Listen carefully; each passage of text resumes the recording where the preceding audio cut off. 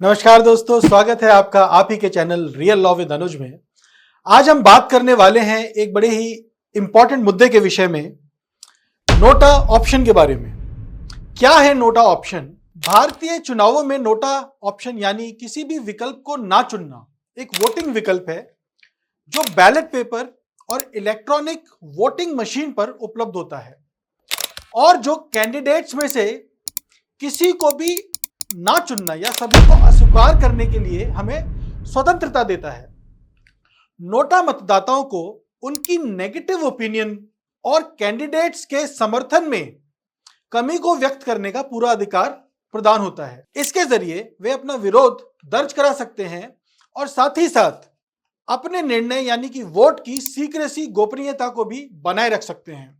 NOTA कैसे आया?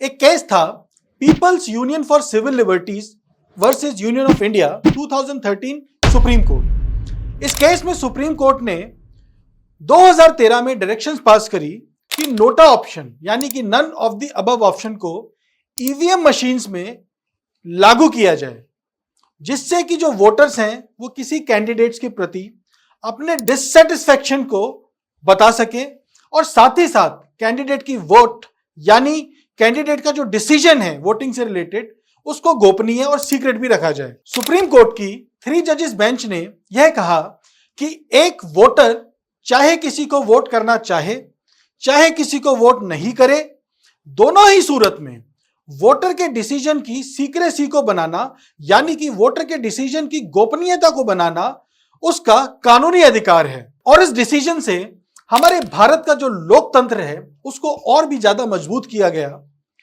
जिससे कि एक फेयर इलेक्शन और फेयर वोटिंग हो सके। नोटा का सबसे पहला उपयोग 2013 में मिजोरम, राजस्थान, दिल्ली और मध्य प्रदेश के 5 राज्यों में विधानसभा चुनावों में किया गया।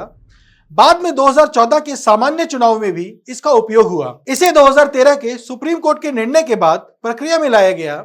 मैं आपको बताता हूं कि कुछ हिंदुस्तान में ऐसे इंस्टेंसेस हुए जहां पर कॉन्स्टिट्यूएंसी में केवल एक ही कैंडिडेट इलेक्शन लड़ने के लिए सामने आया और क्योंकि कोई दूसरा कैंडिडेट वहां नहीं था इलेक्शन कंटेस्ट करने के लिए, तो उसको अनअपोज्ड विनर डिक्लेयर कर दिया गया। ऐसा ही केस गुजरात के सूरत लोकसभा में सामने आया, जहां पर बीजेपी कैंडिडेट को विनर डिक्लेयर कर दिया गया 2024 जनरल इलेक्शंस में, क्योंकि उसके सामने कोई दूसरा कैंडिडेट ही नहीं था।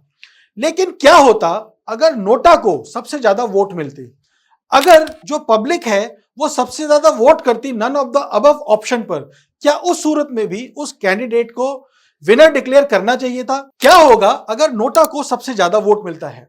अगर किसी गणतंत्र क्षेत्र में नोटा को सबसे अधिक वोट मिलते हैं तो भी भारतीय चुनाव आयोग ने स्पष्ट किया है कि ये वोट्स अवैध वोट्स माने जाएंगे, इनवैलिड वोट्स माने जाएंगे और इनको इनवैलिड करके ही गिना जाएगा। इसके बावजूद अगर नोटा वोट्स किसी चुनाव क्षेत्र में सबसे अधिक होते हैं तो भी अगले कैंडिडेट को जो नोटा से ज्यादा संख्या में वोट पाता है उसको विनर डिक्लेयर कर दिया जाएगा। हालांकि सुप्रीम कोर्ट में एक याचिका पर विचार हो रहा है जिसमें नोटा को सबसे अधिक वोट मिलने की स्थिति में गाइडलाइंस या नियम देने की मांग की गई है, जिसमें चुनाव को रद्द करने और फ्रेश इलेक्शंस को ऑर्गेनाइज करने की संभावना भी शामिल है। धन्यवाद।